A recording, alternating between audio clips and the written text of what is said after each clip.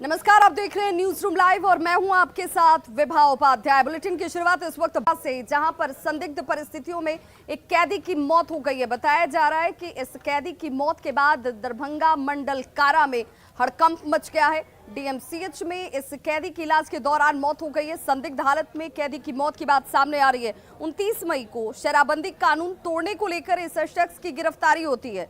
परिजनों ने जेल के कैंटीन संचालन पर जो संचालक हैं उनके ऊपर मारपीट का आरोप लगाया है। डीएमसीएच में इलाज के दौरान हालांकि कैदी की मौत के बाद अब आक्रोशित परिजनों की तरफ से जमकर हंगामा किया जाता हुआ कैदी कृष्णा साहू के शरीर पर जख्म के निशान भी पाए गए हैं। केवटी थाना क्षेत्र के बनवारी का रहने वाला ये कैदी बताया जा रहा है और इस घटना के बाद से डीएमसीएच में इलाज के दौरान जब कैदी की मौत हुई है तो दरभंगा मंडल कारा में हड़कंप मच गया है।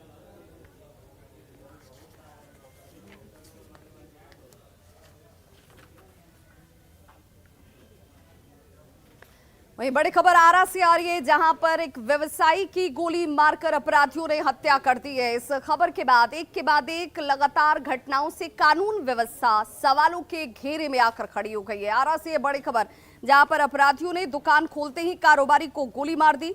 आरा नगर थाना के जेल रोड की घटना बताई जा रही है और इस घटना के बाद इलाके में सनसनी मच गई।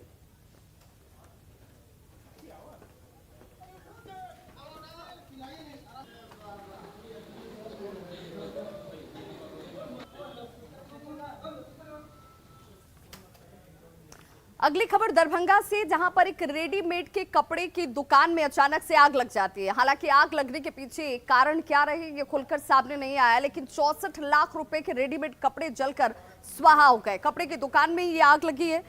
अग्निशमन की गाड़ियों ने हालांकि कड़ी मशक्कत के बाद आग पर काबू पाया, लेकिन जब तक आग पर काबू पाया जाता तब तक लाखों का नुकसान हो चुका था। दुकानदार जो है वो बता रहे हैं कि शॉर्ट सर्किट या फिर बैटरी ब्लास्ट की वजह से हो सकता है कि ये आग लगी हो। फिलहाल ये तमाम बिंदुओं पर जांच इस वक्त होती हुई दुकानदार ने किसी से दुश्मनी होने की बात से इनकार किया।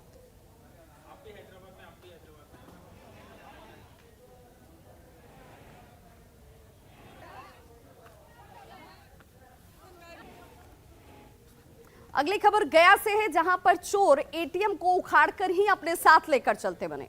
बताया जा रहा है कि एक दिन पहले ही इस एटीएम में राशि डाली गई थी, जिसके बाद यहां पर सुरक्षा को लेकर भी साफ तौर पर लापरवाही नजर आई और यही वजह है कि लोगों की तरफ से इसे लेकर सवाल खड़े किए जा रहे हैं। एक दिन पहले जब एटीएम में पैसे डाले गए थे, सुरक्षा के दृष्टिकोण से जब गार्ड की यहां पर तैनाती होनी थी, गार्ड की मौजूदगी का ना होना अपने आप में सवाल पैदा करता है। पुलिस सीसीटीवी को अब खंगालने में जुटी हुई है। बताया जा रहा है कि इंडिया 1 का ये एटीएम जिसे उखाड़कर चोर यहां से फरार हो गए।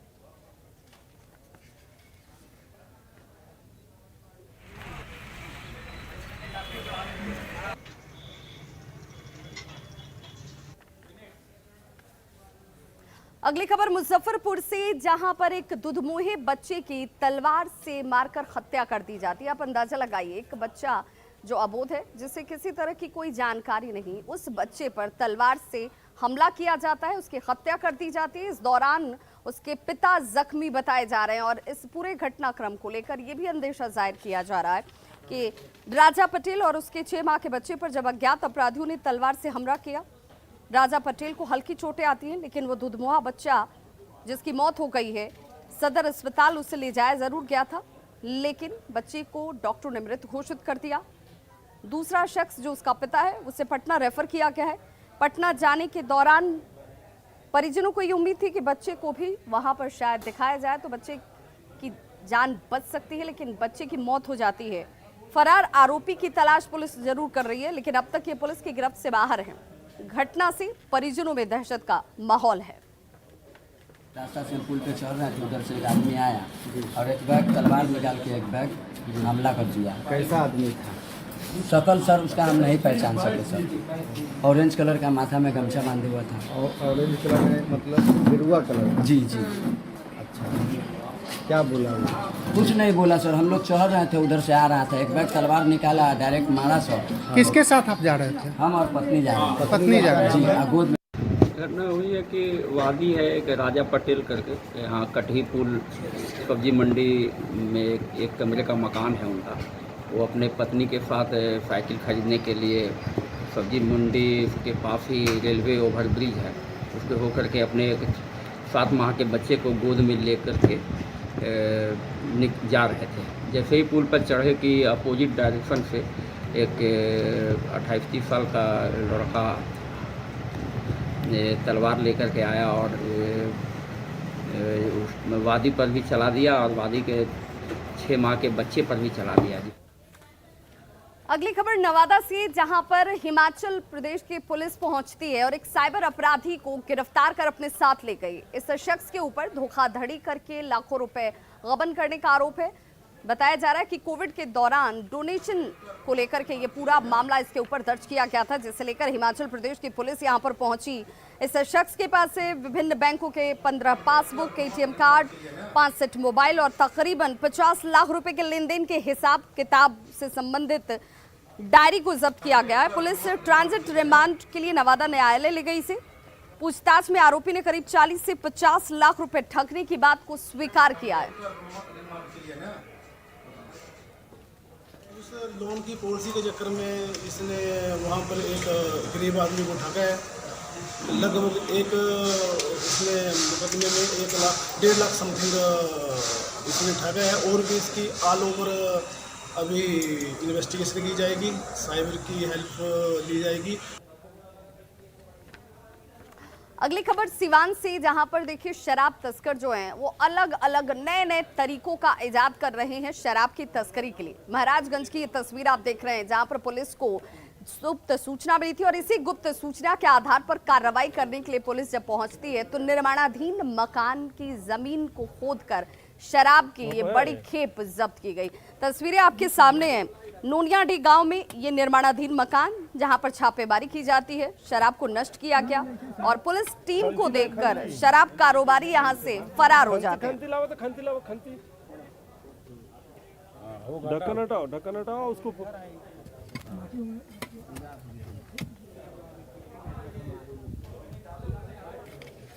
वहाँ पे और अस्पताल की कुव्यवस्था से जुड़ी एक तस्वीर हम आपको दिखाने जा रहे हैं, जहां पर इस तस्वीर को देखकर आप भी दंग रह जाएंगे। और जब कला एवं संस्कृति मंत्री भी इस अस्पताल के औचक निरीक्षण के लिए पहुंचे थे तो उन्होंने भी इन हालातों को देखकर अपनी नाखुशी और नाराजगी जाहिर की।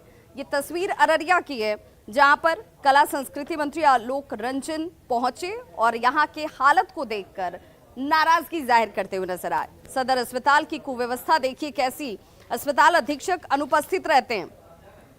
जब पता लगाया गया तो पता चलता है कि अस्पताल में अधीक्षक डॉक्टर जितेंद्र प्रसाद किसी निजी अस्पताल में ऑपरेशन करने के लिए चले गए। अपने अस्पताल को भगवान भरोसे छोड़ दिया गया है।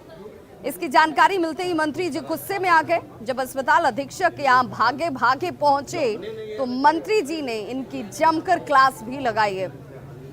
आम लोगों ने ये भी शिकायत की मंत्री जी से कि प्रसव वार्ड में बिना रुपए लिए काम ही नहीं किया जाता है। मंत्री ने इसके जांच कर कार्रवाई के भी आदेश दिए। आपको यहाँ पर व्यवस्था को भी देखना चाहिए ना।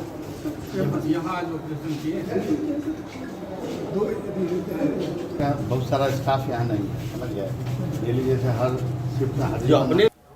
पहली बार हम इस हॉस्पिटल का निरीक्षण किए हैं और जो स्थिति यहाँ के जो डीएस हैं वो यहाँ उपस्थित नहीं थे, कहीं प्राइवेट में ऑपरेशन कर रहे थे। हमने उनको बुलाया है और लोगों के द्वारा बहुत प्रकार का शिकायत किया गया, सिविल सर्जन को भी बुलाया और हमने हिदायत दिया है कि हॉस्पिटल में लोगों का जो शिकायत है उसको सही ढंग से, उसकी हॉस्पिटल की सफाई को, हॉस्पिटल के बेड को, हॉस्पिटल में जो दवाइयाँ हैं उसको, हॉस्पिटल के जो स्टाफ है वो टाइम पर जो उनका रोस्टर है उसको स्पष्ट करिए, डॉक्टर को स्पष्ट करिए, सब यहाँ पर स्पष्ट बोर्ड लगना चाहिए। और अब बात पटना वासियों को मिलने वाले सौगात की, तो इस महीने पटना वासियों को 4 बड़ी सौगातें मिलने जा रही है, जिसका उन्होंने लंबा इंतजार किया है। बरसों इंतजार के बाद ये सौगात उनके जीवन में रफ्तार लाएगी, सहूलियतें लाएगी, वक्त की बचत करेगी। गांधी सेतु पुल के पूर्वी लेन पर परिचालन की शुरुआत इस महीने होने जा रही है, जिसका लोगों ने इंतजार किया है और जाम की समस्या से लोगों को एक बड़ी राहत और निजात इसके साथ ही मिल जाएगी। साथ ही साथ मीठापुर की अगर बात कर लें तो मीठापुर आरओबी भी शुरू हो जाएगा। तीसरा अटल पथ का अधूरा काम पूरा कर लिया जा रहा है और चौथा गंगा पथवे पर वाहनों का परिचालन दीघा से लेकर पीएमसीएच तक शुरू हो जाएगा। इसे लेकर तैयारियां युद्ध स्तर पर की जा रही हैं और अधिक जानकारी दे रहे हैं हमारे संवाददाता अमित कुमार। पटना वासियों का सपना जल्दी साकार होने वाला है। इसी महीने गंगा पथवे की शुरुआत जो है वो मुख्यमंत्री नीतीश कुमार करेंगे। आपको दिखा रहे हैं कि गंगा पथवे जो है वो पूरी तरह से कह सकते हैं कि बनकर के तैयार है। जेपी सेतु से पीएमसीएच तक फिलहाल ये सुविधा जो है पटना वासियों को मिलने जा रही है और देख सकते हैं कि कितनी खूबसूरत सड़कें जो है वो बनाई गई है। लिंक रोड जो है वो भी यहाँ पे बनाया गया है और अशोक राजपथ से कह सकते हैं कि कनेक्टिविटी के लिए भी जो अप्रोच रोड है उसका निर्माण कर लिया गया है। पटना वासी जल्द ही इस नए सड़क का, नए मार्ग का जो है वो मज़ा ले सकेंगे। गाड़ियां फर्राटे से इस सड़कों पे दौड़ती नजर आएगी और बताते चले कि अरबों रुपए खर्च करके इस सड़कों का निर्माण किया गया है और फिलहाल जेपी सेतु यानी दीघा से लेकर के पीएमसीएच तक वाहन जो है उसका परिचालन जो है वो शुरू किया जाएगा और जल्द ही यह सुविधा जो है वो पटना वासियों को मिलेगी। बताते चले कि गंगा पथवे का रंगरोगन का काम जो है वो युद्ध स्तर पे चल रहा है। जहाँ पे डिवाइडर्स हैं वहाँ पे साइनिंग बोर्ड भी लगाए जा रहे हैं। इसके साथ साथ अगर हम बात करें तो जो सेफ्टी है इस सड़क को लेकर के उसका पूरा ख्याल रखा गया है और उसकी भी निर्माण कार्य जो है वो तेज़ी से चल रही है। तो यहाँ देख सकते हैं कि रोड जो है कटिंग जो है वो लगाए गए हैं और फिलहाल तमाम जो व्यवस्थाएं जो हैं, जो सुविधाएं जो हैं वो बेहतर हो, इसको लेकर के टेक्नीशियन जो है यहाँ पे विजिट कर रहे हैं।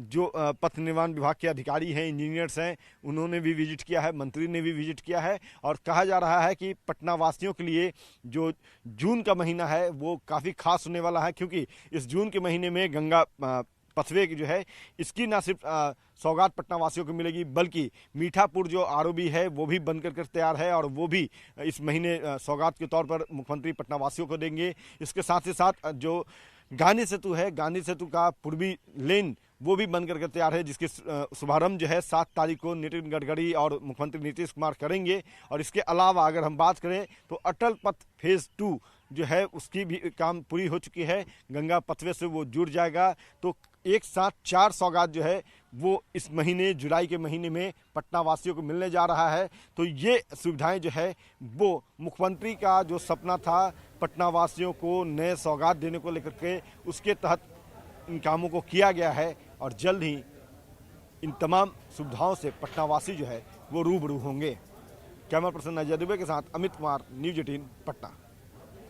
और बड़ी खबर इस वक्त नीतीश कैबिनेट से जुड़ी हुई सामने आ रही है, जिसमें आज मुख्यमंत्री नीतीश कुमार की अध्यक्षता में कैबिनेट की बैठक होने वाली है। आपको बताते चलें कि शाम 5 बजे का वक्त बताया जा रहा है जब ये बैठक होगी और मुख्यमंत्री नीतीश कुमार खुद इसकी अध्यक्षता करते नजर आएंगे। ये बैठक कई मायनों में बहुत खास हो जाती है। इससे पहले कई बार कैबिनेट की बैठकें हुई होंगी, लेकिन इस बार की बैठक में जातीय जनगणना पर मुहर लग सकती है, इसे लेकर संभावना जाहिर की जा रही है। क्योंकि आपको याद होगा कि कल जब सर्वदलीय बैठक की गई, इसी सर्वदलीय बैठक में मुख्यमंत्री नीतीश कुमार ने कहा कि कैबिनेट में प्रस्ताव लाया जाएगा और इसी प्रस्ताव को पास करने के साथ जातीय जनगणना पे जल्द से जल्द तय समय सीमा के भीतर इस पर कार्य पूरे कर लिए जाएंगे। और इसीलिए आज शाम 5 बजे होने वाली ये कैबिनेट की बैठक बेहद महत्वपूर्ण और खास मानी जा रही है। तो आज शाम को 5 बजे का वक्त बताया जा रहा है जब मुख्य सचिवालय में कैबिनेट की बैठक मुख्यमंत्री नीतीश कुमार की अध्यक्षता में संभव है।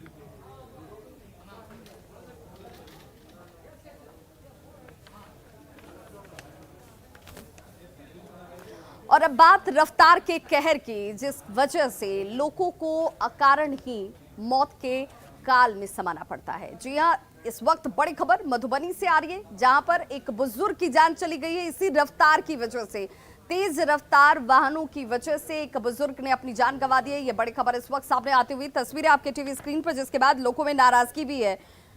बेनीपट्टी थाना क्षेत्र की ये तस्वीर, जहां पर मोहम्मदपुर गांव के पास 62 वर्षीय मोहम्मद मजलूम अपने पोते के साथ सड़क के किनारे खड़े थे और इसी दौरान देखिए बारातियों से भरी तेज रफ्तार स्कॉर्पियो गाड़ी जो है वो बेकाबू होकर मोहम्मद मजलूम को रौंदते हुए सड़क के किनारे एक दुकान में जाकर घुस गई। गाड़ी की चपेट में आए बुजुर्ग की मौके पर ही मौत हो जाती है और ऐसे में एक बार फिर से इसी रफ्तार को लेकर सवाल खड़े होने लगे हैं। सूचना मिलने के बाद भले मौके पर पुलिस टीम पहुंचती है, जांच की बात कही जा रही है, शव को पोस्टमार्टम के लिए सदर अस्पताल भेजा गया है, लेकिन सवाल यही कि मौत के बाद भी इस पर ब्रेक क्यों नहीं लग रही, इस पर रोक क्यों नहीं लग रही और गाड़ियों का संचालन बेधड़क क्यों हो रहा है। हम साइड में थे, साथ में चल रहे थे, हम धक्का लग के साइड पे खा गया और ठोका गया। कब की घटना है? सुबह का। मृतक का क्या नाम है? मेरा दादा है, मजलूम नाम है। और चलिए आपको एक अजीबोगरीब वीडियो दिखाते हैं। ये वीडियो सोशल मीडिया पर बहुत तेजी से वायरल हो रहा है। सिवान का ये वीडियो बताया जा रहा है जहां पर दो पक्ष आपस में ही उलझ जाते हैं और फिर जो तस्वीर थी वो अपने आप में बहुत सारे सवालों को जन्म दे देती है। छोटी छोटी सी बात पर आक्रोशित लोगों का ये हुजूम, जिसके हाथ जो लगता है वही एक दूसरे के ऊपर चलाने लगता है। पत्थर, ईंट एक दूसरे के ऊपर, चाहे वो महिला हो या फिर पुरुष हो, फेंकते हुए नजर आए। तस्वीरें अब आपको दिखा रहे हैं सिवान की, जहां पर देखिए कैसे पत्थरबाजी की जा रही है और पत्थरबाजी पंडितों के बीच हो रही है। जजमान पर हक जताने को लेकर भी ये मारपीट शुरू होती है और फिर ये मारपीट कैसे हिंसक हो जाती है उसकी तस्वीर आपके सामने है।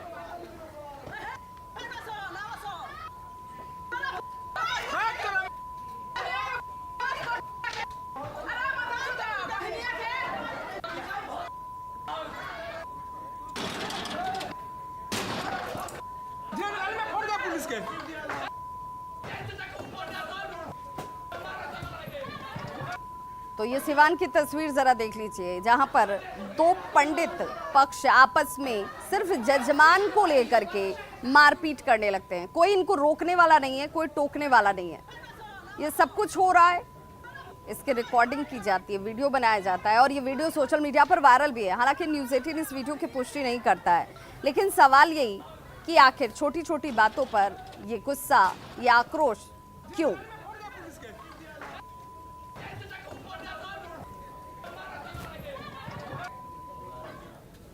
अगली खबर नालंदा से, जहां पर भू माफियाओं के डर से पीएससी का निर्माण कार्य रोक दिया गया। लोगों का ये कहना है कि अगर पुलिस प्रशासन भी इन माफियाओं के अगर सामने नतमस्तक है तो फिर ये अपनी गुहार लेकर जाएं तो जाएं कहां।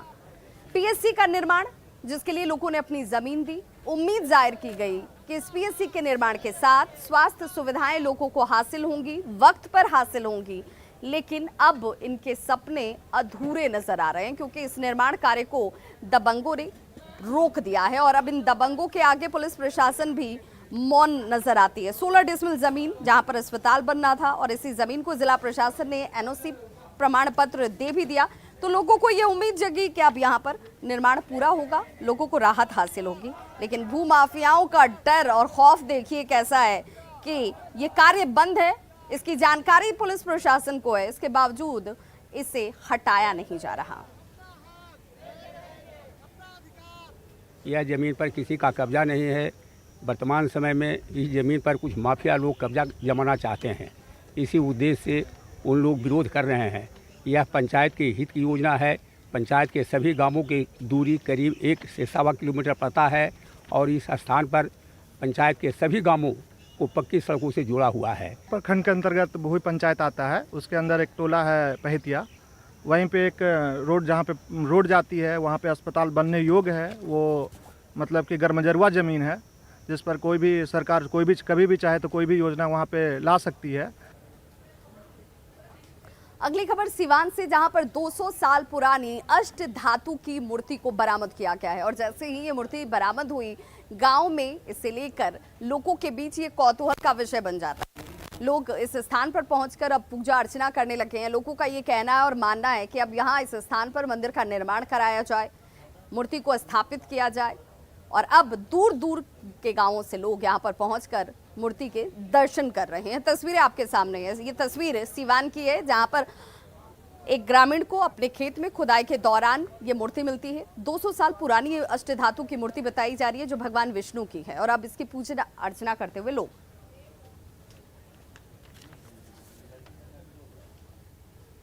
जातन तो देखो तनी जे धरती में माने वहाँ का मुखड़िया रहनी और पीछे के भर से माने मुँह वहाँ के पीछे के भर से वहाँ का सिलट खान लौकत रहनी है।